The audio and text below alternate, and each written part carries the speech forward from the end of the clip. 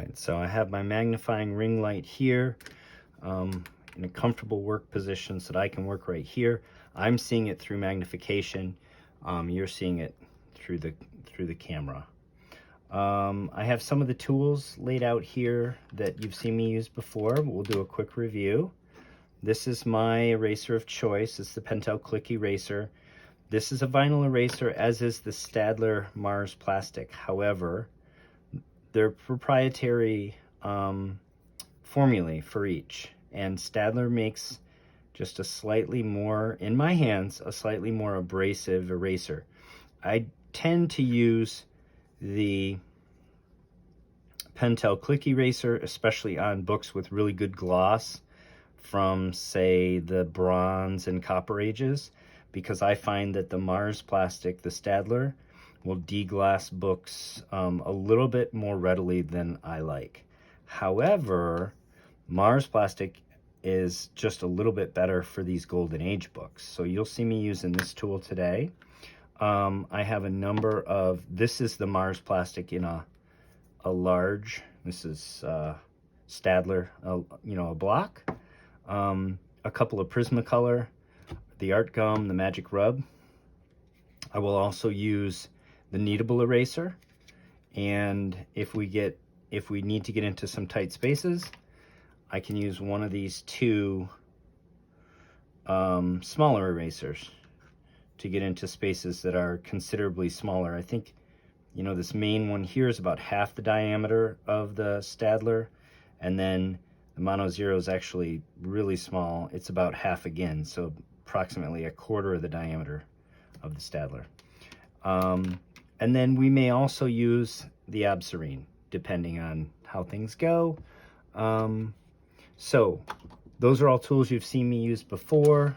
I have a link in the description to these tools, and I'm gonna just start cleaning and let the work speak for itself. We'll play this back. Depending on how long I spend here, I'll play this back in our YouTube video, either at 8x or 20x, so that I don't put everybody to sleep. But here goes. We'll do this dry cleaning, and then when we're done, we'll do a little assessment and summary of what we did.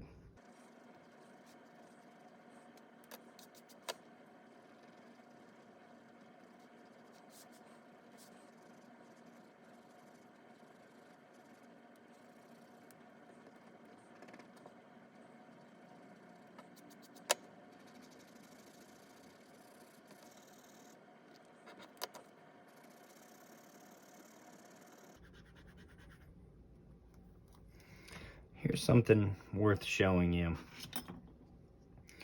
The Mars eraser was picking dirt up, but it's just basically kind of smearing it on the eraser. And I tried to clear the eraser several times, but it's not really making eraser crumbs. It's just picking up the dirt, and it's just kind of wadding it up, and then we're just rolling it around, right? The Pentel eraser is actually making eraser crumbs on that same area, and so it's staying clean. And that's more like how we want the eraser to behave. So even though I said the Mars will work well on this Golden Age book, in this particular instance, the Pentel's working better, so we're going to use the Pentel. Okay, you see how that's coming clean. You can also note that when your eraser crumbs come up white, then typically that means they're not really removing any soiling. They're just kind of being abraded off the surface by the paper and the action of the erasing. And when the eraser crumbs come up dark, that means they're lifting something, either soiling or in some cases ink, if it's black ink. You can also see sometimes that the eraser crumbs will lift color. And so if you notice that your eraser crumbs are red and you're trying to avoid erasing around a red area, obviously that's a sign that you should stop. The other thing you can do is, if you are erasing in a colored area, you continue, just like with the with the makeup pad, continuously check. Very gentle.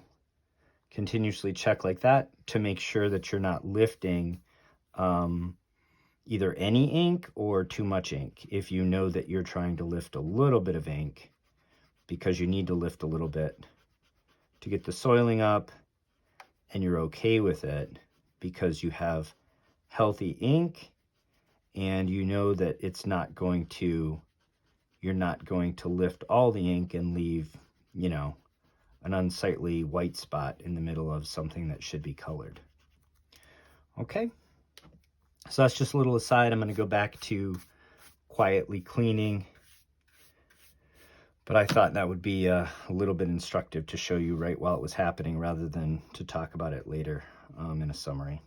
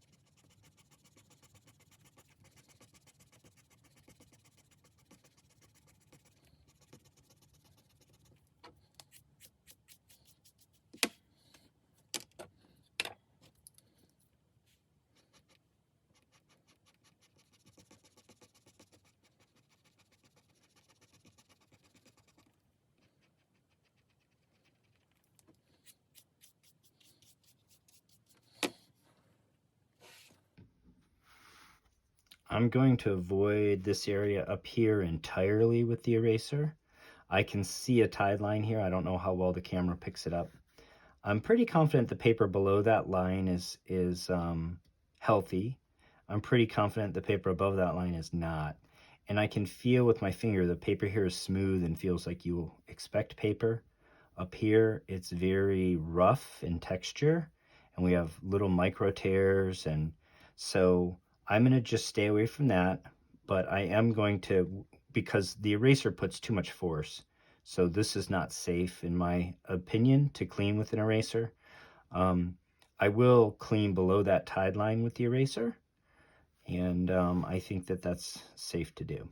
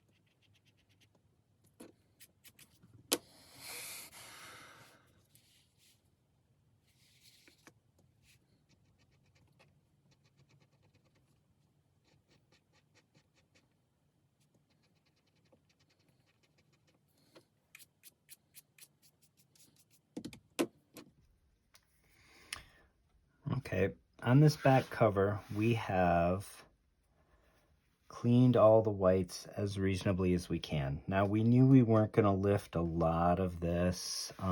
For example, this is mold staining here, right? And we knew we weren't going to lift a lot of this. We're just trying to take surface dirt off. We did remove a fair amount of surface dirt. We also found out a few more things too about the book and the quality of the paper and the inks. Now, this entire book was wet at some point. And the inks are just a little bit thin and easy to move. So I know that because sometimes with these Golden Age books, you can take an eraser and you can erase right over colors, okay? And so I wouldn't do that indiscriminately, but like, for example, I have a mark right here that I think is on the surface of this paper that I'd rather have gone. So I'm going to very gently work on it. And what you can note is that it is removing it, but it's taken some red with it. So we now have a basic assessment that this ink is ready to move around. And anytime we do anything aggressive with it, we're gonna move some inks. So I did get that dark spot off, and I think this is improved, but we gave up a little bit of color there. It's like a little bit not as deeply shade of red as we started with. Okay, so where these really dark spots are distracting, I think that's a reasonable trade-off, but we have to be cognizant of that. This is not one of those books where we can erase right over the colored areas. Now, one thing I will often do in this sort of a situation is I will use this kneadable eraser. And the reason why is this is slightly easier. This is slightly sort of like less abrasive. So it's slightly easier on the colored inks. Okay, and what I'll do is similar situation. I will first start by just gently dragging it, and I'll look with each drag. I'll say, am I removing color? Am I brightening the area? So this yellow area here has some soiling in it. And then as I'm doing that, and I'm looking, that you probably can't see it, but I'm picking up the barest hints of yellow in this kneadable eraser. That's less than I was picking up with the vinyl eraser, the white eraser. And I am lightening up the little soiled areas. So I'm seeing this. This is usually my go-to more, frankly, than the Absarine, than this product, which a lot of people swear by. And the reason why is this, for me, is a better sort of risk-reward. Both of them are a little bit sticky. They can graph paper. They can bend it. They can rip it. You can roll it across, but even when you roll, it can pull paper with it, and it can pull chunks out of the paper. So both of them have risks because they are like kneadable, stickier, tacky, I guess I should say, materials. But they're also both gentler than a vinyl eraser on the colors. So it's like they're a little bit rougher on paper than the vinyl eraser, depending on how much force you put into it. But they're a little bit easier on the colors. And so this is my usual go-to after I've dry cleaned all the white areas with a vinyl eraser. And you'll notice it does pick up soil. That's probably a little bit of ink too. But again, we're talking about trade-offs in a book like this. Taking a couple thousandths off the top of the ink is acceptable if we're removing soiling from the book that either detracts from the presentation, or even maybe long-term a risk to the book, further deterioration. So again, I'm supporting the paper. I'm dragging this fairly gently and lightly across the paper. I'm going to be especially careful around those friable areas and around the edges. And I'm going to go over the rest of the book now with this kneadable eraser on this side. Then we'll flip the book and we'll clean the front with the same techniques.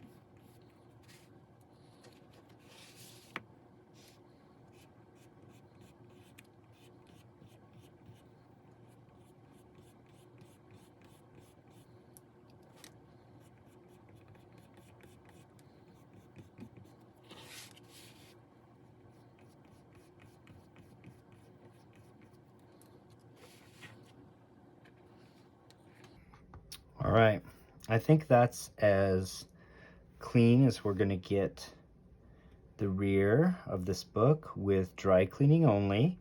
And I think we accomplished what we set out to do, which is to remove surface soiling that once we move on to wet cleaning would potentially be driven into the book. So now we're going to move to this front cover. And, you know, most people do start with the front. I will say this is a trick that, you know, you learn when you do restoration projects on cars and other things. Actually, always start off in an unobtrusive area, right? So I will tend to clean the back of the book first, because if I learn something about, maybe I'm shocked at how brittle the paper is or something like that, I'd rather have a little tear or a little loss of paper or a little loss of ink on the back cover. Now I've learned about this book. I know that these inks are actually very thin and that they're easily removed, the color. I know that the paper here is pretty stable. I know that this area is not. And so I've learned that on the back, where my risk profile was, frankly, you know, not as bad as it is here on the front.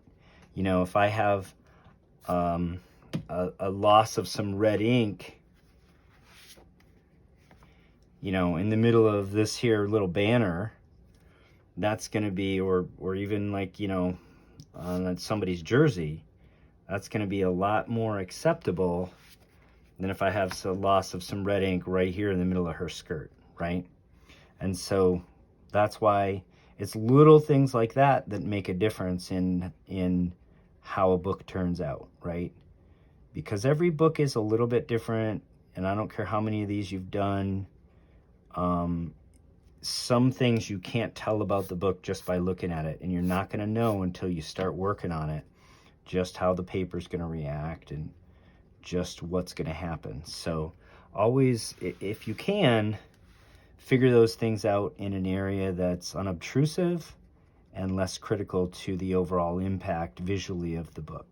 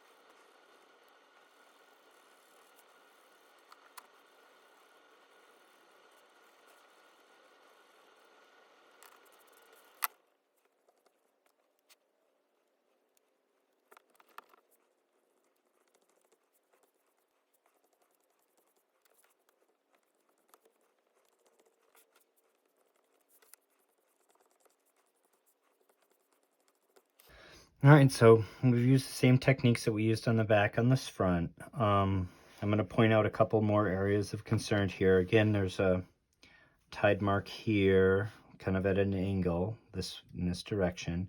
I'm going to just avoid this paper up here because I think it's very fragile. Also note, we actually have some surface abrasion, scuffing here where the papers start to come apart. Want to be especially careful with that too. I'm going to go over it with this kneadable eraser, but I'm going to go over it with much less force. I'm going to just barely drag the eraser across it just to pick up any loose soil that is sitting on top of the paper and wants to just come out easily. This kneadable eraser is doing its job, and I think it's doing it pretty reasonably. Again, given that we did not expect for there to be a lot of lifting of these mold stains. These mold stains are sitting down in the paper. I'm also going to avoid, with this kneadable eraser, I'm not going to drag it across those